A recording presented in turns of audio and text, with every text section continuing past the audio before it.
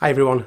There's a very interesting new book out called Band on the Run, the story of a classic album by Luca Perasi. This has just come out a week ago on April the 19th. It's available to buy now, and Luca Perasi you may know as the author of, amongst various other things, the huge, massive Paul McCartney Music is Ideas Volume 1 book that came out a year or so back now. A hugely impressive book. I've got some news about Volume 2 to tell you as well later on in this video.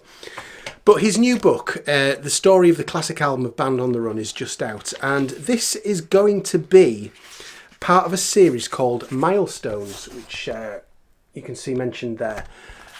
Which is going to be a series of books by different authors covering classic albums in depth.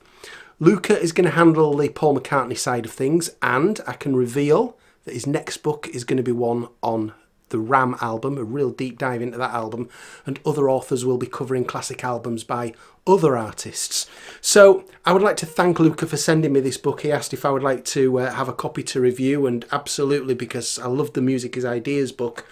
And this has just arrived today. It's 153 pages long. It's a softback book.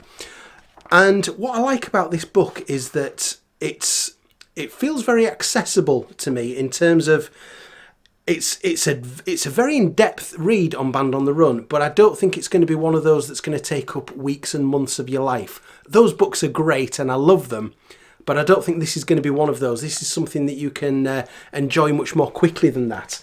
So I've got some information about this book. So it does have, and I don't know what this document is yet, but according to Luca, there is a previously unpublished, very important document that he's got hold of for this book that was provided to him by Adrian Sinclair, co-author of the magnificent McCartney Legacy book. So I'm very interested to see what that's going to be.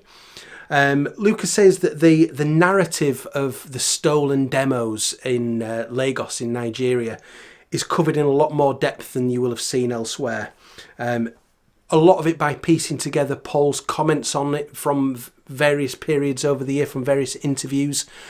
So it's going to be interesting to find out more about that side of things. Will we ever get the absolute full story of whether those demos can be recovered and maybe released one day? That would be really interesting, because according to the McCartney Legacy book, it was a copy of the demos that was stolen. So, you know, we'll see. There may even be more information in this book.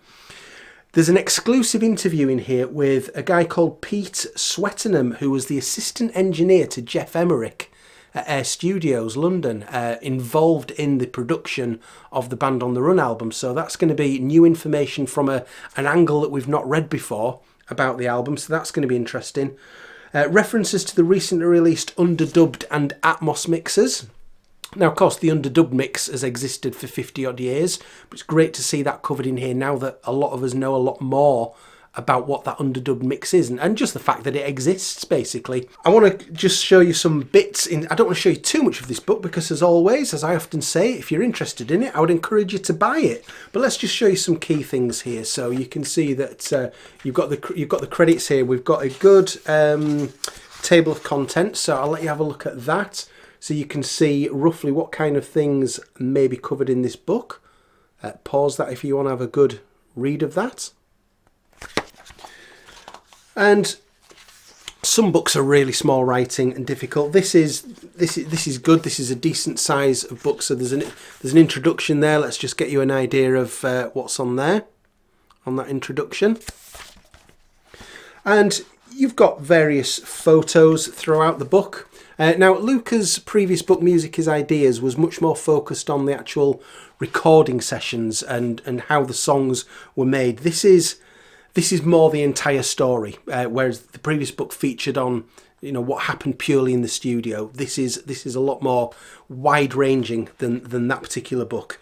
And there's a good chance that, you know, McCartney Legacy went into some great detail on the Band on the Run sessions, and I thoroughly enjoyed that. But there's not as much as this on Band on the Run in McCartney Legacy. So there could be some real good reveals in here.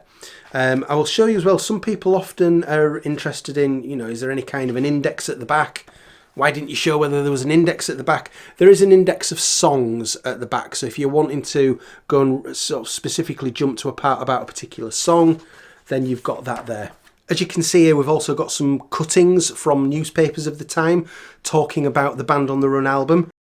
I think this is going to be an easy read, and I mean that in a good way. You know, some books are fantastic but a challenge. I think this is going to be one that's one that you can cover a lot more quickly, but still more in depth than you've probably ever read on Band on the Run. This doesn't just cover the recording sessions for the album, it also covers other things like the details about the photo shoot for that iconic front cover. It covers things like all the other songs that were recorded around the time of those sessions, B-sides, outtakes, that kind of thing. It covers the critical reception to the album at the time it was released, how it's fared over the years, details about cover versions of songs from the album, so that there may well be cover versions that you've missed that you might be interested in going and checking out.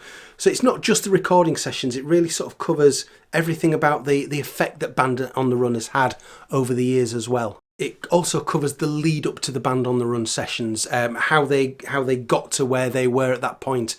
Of course, also including the departures of Denny Sywell and Henry McCulloch just before the recording sessions started. I did say as well that Luca had shared some information about the volume 2 of Music is Ideas, because this one goes up to 1989. It covers sort of just after the Flowers in the Dirt sessions.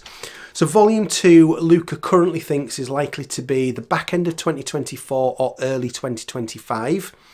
What he is waiting for, interestingly, is like a lot of us, he's convinced that a new Paul McCartney studio album is coming this year, and he wants to make sure that the book covers that, so that it doesn't sort of immediately become out of date. So as well as a new McCartney album later this year that we expect, we could also have some really good information in it in the next book from Luca. So have you picked this up yet? It's been out about a week or so some of you may have this. Some of you might have finished reading it by now. I've certainly had some comments from people on Twitter who've suggested that they have. Let us know down in the comments below if you've read this, if you're interested in. Is there any other classic albums that you would like to see in this milestone series that I've talked about? Let us know, and I'm looking forward to going and reading that now. Thank you very much for joining me. I'll see you later. Bye.